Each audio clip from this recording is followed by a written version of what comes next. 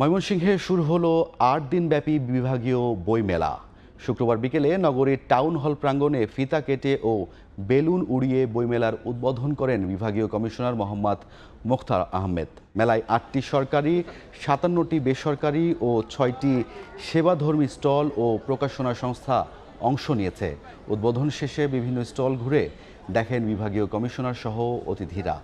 ২২ November পর্যন্ত প্রতিদিন বিকেলে ৩টা থেকে রাত ৮টা পর্যন্ত ক্রেতা, পাঠক, দর্শনার্থীদের জন্য উন্মুক্ত থাকবে মেলা প্রাঙ্গণ।